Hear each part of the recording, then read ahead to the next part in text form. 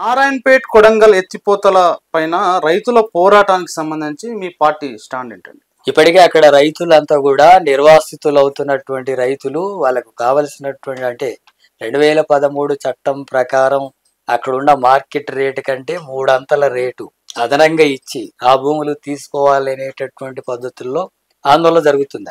వివిధ సంఘాల రైతు సంఘం, ఇతర వ్యవసాయ కార్మిక సంఘం ఈ ఆధ్వర్యంలో నిర్వాసితులు చేస్తున్న ఆందోళనకి ఈ సంఘాలు కూడా మద్దతుగా ఉండి పాల్గొంటున్నాయి. సిపిఎం పార్టీ కూడా ఆ ఉద్యమానికి మద్దతు ఇస్తుంది. ఆ ఉద్యమాన్ని సమస్యను పరిష్కరించకుండా ప్రభుత్వం అంటే నిరసనలు వ్యక్తం చేసేటటువంటి వాళ్ళ మీద ఒత్తిడి తీసుకొచ్చి రకరకాల రూపంలో ఆందోళనను విరమింపజేసేటటువంటి ప్రయత్నం చేస్తుంది. ఆ రకంగా సాధ్యం కాదు. రైతులతో చర్చించాలా, వాళ్ళకి సంబంధించినటువంటి మార్కెట్ ధర 2013 చట్టం ప్రకారం ఇవ్వాలా.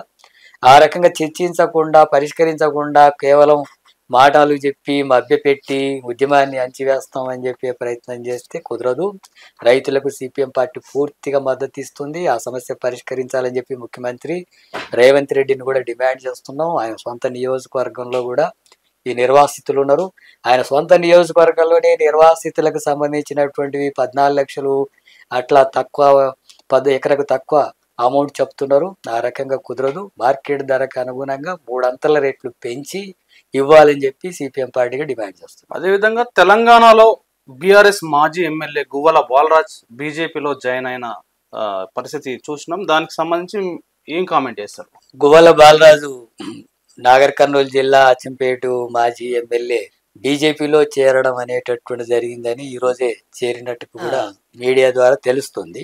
బీజేపీలో ఎందుకు చేరాడో, ఏమి ఆశించి చేరాడో, అది ఏమి ఉద్ధరిస్తుందని చెప్పి భావించాడో అనేటటువంటి విషయాలు ఆయన వెల్లడించడం లేదు. అసలు బీజేపీనే చేరడానికి కారణాలు ఏంటి? ఆయన బీఆర్ఎస్ లో ఉన్నట్టు మొన్నటి వరకు బీజేపీ ఆ ప్రభుత్వాన్ని కూల్చడానికి ప్రయత్నం చేస్తుంది అనేటటువంటి కుట్రను బహిర్గతం చేసే దాంట్లో ఆయన ముఖ్యమైనటువంటి పాత్ర పోషించాడని చెప్పి తెలుస్తుంది. అట్లాగే బీజేపీ నాయకుడు, ఆర్ఎస్ఎస్ నాయకుడు సంతోష్ దీని వెనకాల ఉండి బీఆర్ఎస్ ప్రభుత్వాన్ని కూల్చే ప్రయత్నాలు చేస్తున్నారనేటటువంటి ఆరోపణలు, కేసులు కూడా ఉన్నాయి. ఈ నేపథ్యంలో బాలరాజు మాజీ ఎమ్మెల్యే బీజేపీలో చేరడం అంటే 2 విషయాలు ఆలోచించాలి. సంతోష్ను కేసు నుంచి బయట పెట్టడానికి ఇలాంటి ఒత్తిడి తీసుకొచ్చి ఆయనను బీజేపీలో చేర్చేటటువంటి ప్రయత్నం జరుగుతుందని బయట చర్చ జరుగుతుంది. అట్లాగే ఈయన ముఖ్యమైనటువంటి ఆధారంగా ఉన్నాడు కాబట్టి ఈయననే తన వైపు మార్చుకోవాలని చెప్పి బాలరాజు మీద ఏమైనా ఒత్తిడి జరిగిందా, ఏమైనా భయపెట్టే ప్రయత్నం చేశారా? ఆరోపణలు అంతకుముందు బాలరాజు మాట్లాడేటటువంటి విషయాలను గమనిస్తే ఒక దళితుడుగా సామాజిక అంశాల మీద మాట్లాడేటటువంటి వ్యక్తిగా చూసినప్పుడు బీజేపీకి కానీ ఆర్ఎస్ఎస్ ఐడియాలజీకి కానీ వ్యతిరేకంగా మాట్లాడినటువంటి వ్యక్తి ఈరోజు ఆ రకంగా మాట్లాడుతున్నాడంటే దీని వెనకాల ఏదో కారణాలు ఉన్నాయి. ఏమైనా భయపెట్టారా, ఒత్తిడి చేశారా, ఇంకేదైనా కారణాలు ఉన్నాయా? వాటిని కూడా బహిర్గతం చేయాల్సినటువంటి అవసరం ఉంది. బీజేపీ చేరడం అనేటటువంటిది మాత్రం పూర్తిగా పొరపాటు వైఖరి. అది పూర్తిగా అంబేద్కర్ ఆలోచన విధానానికి భిన్నమైనటువంటిది, రాజ్యాంగానికి భిన్నమైనటువంటిది, అది కులతత్వంతో కూడుకున్నటువంటిది, మతోన్మాద రాజకీయాలు నడిపేటటువంటిది, మత ఘర్షణలు సృష్టించేటటువంటి పార్టీ అది, ప్రజాస్వామ్యాన్ని కూని చేస్తున్నటువంటి పార్టీ అది.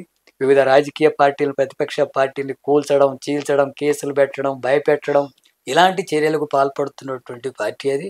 అట్లాగే దళితుల పట్ల తీవ్రమైనటువంటి అంటరాంతరం, కుల వివక్ష, దాడులు, అత్యాచారాలు, హత్యలు బీజేపీ రాష్ట్రాల్లో మరింత దారుణంగా జరుగుతున్నాయి. వాచి కట్టుకున్నాడని చేయి నరికేసినటువంటి ఘటనలు, గుర్రం మీద దళితులు తిరిగితే అటువంటి వాళ్ళ మీద దాడి చేసినటువంటి ఘటనలు, అట్లాగే దళిత మహిళ మీద అత్యాచారం జరిగితే తల్లిదండ్రులను కూడా చూడనివ్వకుండా నిరాకరించినటువంటి ప్రభుత్వం అది. డబల్ ఇంజన్ సర్కార్ అంటే అనేక రూపాల్లో దళితుల మీద కూడా దాడి జరుగుతున్నటువంటిది. రకరకాల పేర్లతో దళితుల్ని హత్యలకు కూడా పాల్పడుతున్నటువంటి బీజేపీలో చేరడం అనేటటువంటిది మాత్రం అది పూర్తిగా సామాజిక న్యాయానికి భిన్నమైనటువంటిది. సామాజిక న్యాయం కోరేటటువంటి ఏ వ్యక్తి కూడా, పూలే అంబేద్కర్ ఆశయాల్ని నమ్మేటటువంటి ఏ వ్యక్తి కూడా బీజేపీలో చేరడం అనేటటువంటిది ఉండదు.